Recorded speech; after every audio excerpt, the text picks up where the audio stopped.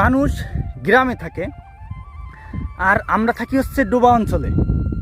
এখন এটা কেন বলতেছি, এই যে ধান কাটা কেবল শুরু হয়েছে বা প্রায় শেষের পথে, এখনই কিন্তু আমাদের এই বিল তলিয়ে গেছে। এই যে চারপাশে সব জায়গায় জল, দেখেন এই যে সব জল আর জল। এই পুরো বিলটা শুকনা ছিল, কিন্তু ধান কাটতে কাটতে পুরো বিলটাই তলিয়ে গেছে।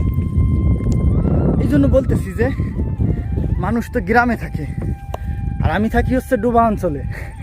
এখানে 12 মাসের 7 মাসই থাকে জলের নিচে, 7 মাসই জলের নিচে আর 4-5 মাস শুকনা থাকে আমাদের এই অঞ্চলটা।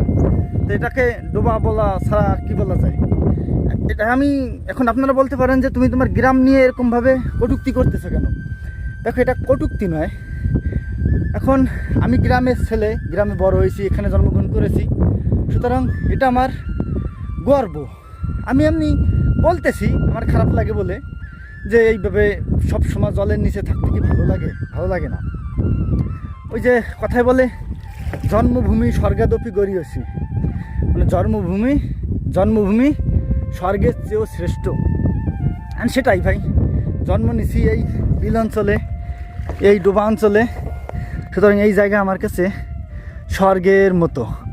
ছোটোবেলা থেকে এখানেই মানুষ হয়েছি, এখানে বড় হয়েছি, সুতরাং এইসব দৃশ্য দেখতে আমার যেমন ভালো লাগে, ঠিক তেমনি এই জায়গাটাও ভালো লাগে। কিন্তু এখন এই যে একটু বড় হয়েছি, এখন বুঝি যে এখানে থাকা কতটা কষ্টদায়ক, কতটা কষ্ট করতে হয়।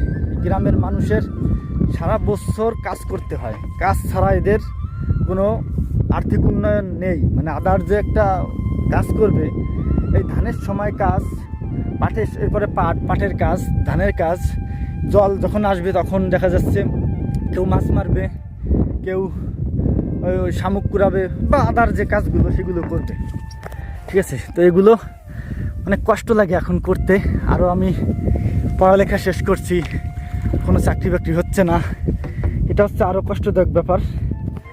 তো ধান আনতেছি নৌকায় করে, ধান নামিয়ে রেখে আসতেছি আর নৌকা চালিয়ে এই যে যাচ্ছি। তো এক হাত দিয়ে নৌকা চালাচ্ছি আর এক হাত দিয়ে যে কথা বলতেছি, কষ্ট হয়ে যাচ্ছে। ও যে আমাদের লোকজনের ধান কাটতেছে, ওই যে দেখেন, এখনও তারা রেস্ট নিচ্ছে, কেবল খাবার জিনিস দিয়ে আসছি, সেখানে জল আর খাবার সেগুলো তারা খাচ্ছে।